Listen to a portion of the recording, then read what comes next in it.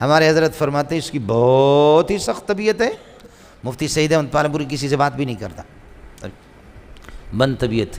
آپ بات کریں گے تو ارے بھائی کام کی باتیں تو کرو نہیں تو خاموش رہو۔ بہت غصے والا ہے، ارے بھائی کام کی باتیں تو کر لو ورنہ خاموش رہو۔ مفتی سعید پالنپوری میرے استاد ہے، شیخ ہے۔ میں نے حضرت سے کہا، میں نے کہا آپ نے تمام بزرگوں کے طریقہ چھوڑا، آپ کا اپنا انداز ہے، تو بہت ہنسنے لگے۔ کہتے ہیں اس کے لیے بھی عقل چاہیے، ہر مولوی اس کا بھی ادراک نہیں کر سکتا، یہ آپ کو شاباش ہے کہ آپ نے کم از کم اس کا تو ادراک تو کر لیا۔ جب میں ترمذی جامع فاروقی میں پڑھاتا تھا تو حضرت اقدس نے ایک اسپیشل نسخہ مجھے بیروت کا لے کر کے دے دیا۔ مفتی نظام الدین رحمۃ اللہ علیہ فرمانے لگے کہ مولوی منظور کتاب کو یہ سمجھتا ہے، سمجھے؟ ہمارے والے لوگ جو ہے لمبی لمبی تقریر کرو۔ اب اللہ تعالی ہمارے استاد جی کو جزائے خیر دے، اس نے کتاب کو حل کر دیا واقعی، سمجھے بھائی جان؟ کتاب فضول باتیں نہیں کرتا، کتاب کو حل کرتا ہے۔ مفتی سعید احمد پالنپوری، ان کی تحفۃ العلم اردو میں آ گئی، بہت اچھی چیز ہے، سمجھے؟ لیکن یہاں پاکستان میں ناکام ہے، پاکستان میں اس کو پڑھنا ہی ناجائز ہے۔ وفاق المدارس میں تو ضروری فَإِن قِيلَ قُلْنَا فَإِن قِيلَ قُلْنَا فَإِن قِيلَ قُلْنَا فَإِن قِيلَ قُلْنَا، ہم بھی طلباء کو اسی طرح پڑھاتے ہیں، سمجھے؟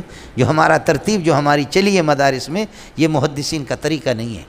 جس طرح ہم لوگ حدیث پڑھاتے ہیں بر صغیر پاک ہند کے اندر، یہ حدیث کا طریقہ نہیں ہے، یہ مناظرانہ مجادلانہ انداز ہے، مناقضانہ انداز ہے، یہ شوکانی سے لیا ہے بزرگوں نے۔ حضرت اقدس فقیہ الامت رشید گنگوئی کا انداز یہ نہیں تھا، سمجھ شریف میں ہے کہ نہیں؟ وہ فقیہ تھے، محدث تھے، سمجھے؟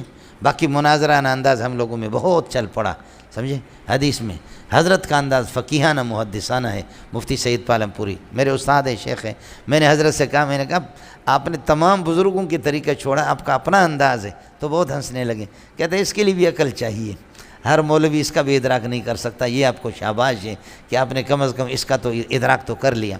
میں نے کہا حضرت بالکل انداز آپ کا مناظرانہ مجادلانہ مناقضانہ انداز نہیں ہے، محدثانہ فقیہانہ انداز ہے، سمجھے؟ یہ کسی کی نقل نہیں کرتا، یہ خود نصوص میں گھس گھس کر کے نیچے سے بات نکال لیتا ہے۔ یہ کمال مدرس کی جب اپنی محنت ہوتی ہے تو پھر اس طریقہ پر ہوتا ہے، سمجھے؟ میں اللہ نے میری ایسی ملاقات کرا دی، ہمارے حضرت فرماتے ہیں اس کی بہت ہی سخت طبیعت ہے۔ مفتی سعید احمد پالنپوری کسی سے بات بھی نہیں کرتا، بند طبیعت۔ آپ بات کریں گے تو ارے بھائی کام کی باتیں تو کرو نہیں تو خاموش رہو۔ بہت غصے والا ہے، ارے بھائی کام کی باتیں تو کر لو ورنہ خاموش رہو، سمجھے؟ یہ میں نے سنا تھا، ہمارے حضرت فرماتے تھے کہ علم تو اچھا ہے لیکن بہت جلالی ہے، جذبات والا، سمجھے؟ ہمارے شاگرد مفتی اعظم ہے، اللہ آپ کا بھلا کرے، فیجی کے مفتی اعظم ہے، بڈھا ہے، یہاں آ گیا، میری پیشانی بوسہ دینے لگے، میں سبق میں تھا تو ساتھی بھی حیران ہو گئے، وہ بھی رونے لگے، میں بھی رویا۔ مفتی خالد بھی آئے، مفتی شہباز بھی آئے، سمجھے؟ تو جیسے وہ آئے، شہزاد نام ہے، مفتی شہزاد آ گئے، کہنے لگے مفتی صاحب کو مجھے بھی کہا کہ فیجی دنیا کا آخری کنارہ ہے، ادھر کئی دفعہ سے کہہ رہے کہ آپ آ جائیں۔ میں نے کہا 36 گھنٹے جہاز کو لگتا ہے، میں آ کر فیجی میں آ کر کے کیا کریں گے، سمجھے؟ تو وہ آگے انہوں نے کہا کہ مفتی صاحب کو لے گئے، ہم نے سنا تھا کہ مفتی صاحب غصہ ہوتا ہے، تو کہتے ہیں ہم بھی خاموش، مفتی صاحب بھی 1.5 گھنٹہ ایئرپورٹ سے اتار کر کے ہم اپنے گاؤں کی طرف جاتے رہے، چلتے کہنے ارے بھائی میں کسی قبرستان میں تو نہیں آیا ہوں۔ ارے بھائی کسی قبرستان میں تو نہیں آیا ہوں، آپ لوگ زندہ ہے یا مردہ ہے؟ تو مفتی صاحب کہتے ہیں ہم نے کہا استاد جی حضرت زندہ ہے۔ کہا کہ پھر بولتے کیوں نہیں، کچھ تو بولا کرو۔ تو مفتی صاحب کہتے ہیں ہم نے کہا کہ جی آپ تو بہت غصہ ہوتے ہیں، ڈر لگ رہا ہے نہیں بول رہے ہیں۔ پر میں کام کی باتیں تو کرو، ویسے فضول بات نہیں کرنا۔ میں بھی ڈرا ہوا تھا۔ مولانا امداد اللہ ہمارے بھائی بنور ٹاؤن والے بڑے آدمی ہیں، مولانا امداد اللہ غیر مقلدین نے حضرت کو تنگ کیا ہوتا دبئی میں، سمجھے؟ تو حضرت کو کسی نے کہا کہ ان دنوں میں مولوی مینگل صاحب آیا وہ بھی دبئی میں، چندہ کے لیے ہم لوگ جاتے رہتے، سمجھے؟ تو انہوں نے کہا کہ مینگل صاحب ان دنوں میں آیا، یہ بہترین اکسیر اعظم ہے، غیر مقلدین کے لیے بہت بہترین علاج ہے، سمجھے؟ تو حضرت نے کہا کہ ارے بھائی اس کا نام تو میں نے سنا ہے ہندوستان میں، نمبر اس کا دے دو کسی طرح۔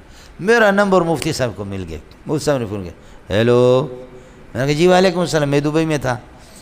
ہیلو، میں نے کہا کون؟ سعید احمد۔ میں نے کہا جی پہچانا نہیں، سعید احمد۔ کون سا سعید احمد؟ پالم پوری. میں نے کہا جی پہچانا نہیں, سمجھے, پالم پوری خادم دارالعلوم دیوبند, سمجھے.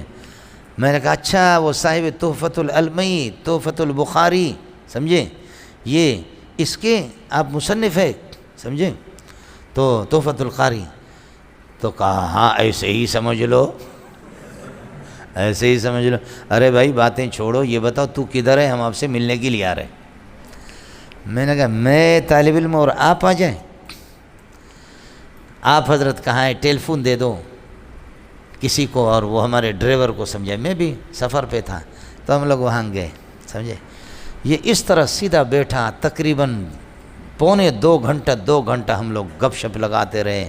الحمدللہ علمی باتیں, صفات باری تعالی گفتگو ہو گئی بہت سے مسائل میں. کہ نام تو بہت سنا تھا, بڑی خوشی ہوئی, بڑی خوشی.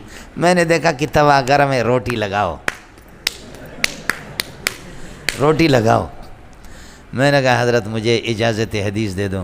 فرمانے لگے ارے بابا بہت چالاک ہو, قسم خدا کی میں نے ارادہ کیا تھا کہ آپ سے اجازت لے لوں. یہ سند میں لکھا ہے, آپ کو میں دکھاؤں گا.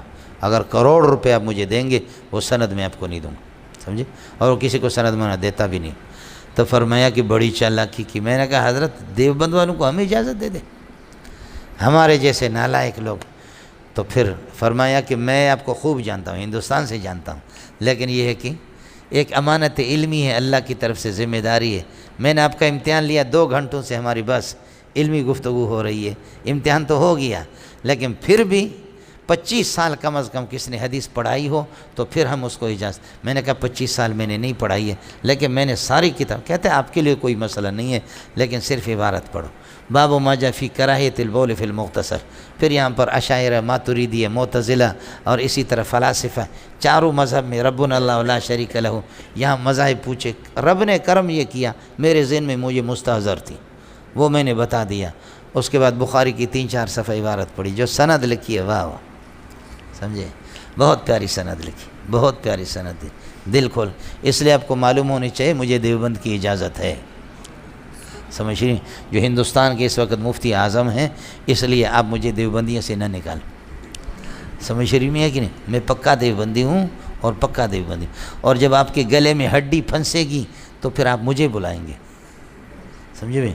جو اچھا سا آدمی جب آپ کو ٹکرا جائے گا تو مجھے غریب کو آپ بلائیں گے. اس لیے مجھ سے پہلے سے دوستی رکھو, بولو. اس لیے بہتر یہ ہے کہ مجھ سے کیا ہے, مجھ سے پرے نہ بھاگا کرو, ہم سے پہلے سے دوستی رکھو, ہم آپ کو کام آئیں گے. السلام علیکم جی دوستوں, آپ نے دیکھا اور سنا شیخ مولانا منظور مینگل صاحب کو کہ شیخ مولانا منظور مینگل صاحب کیا بیان فرما رہے تھے.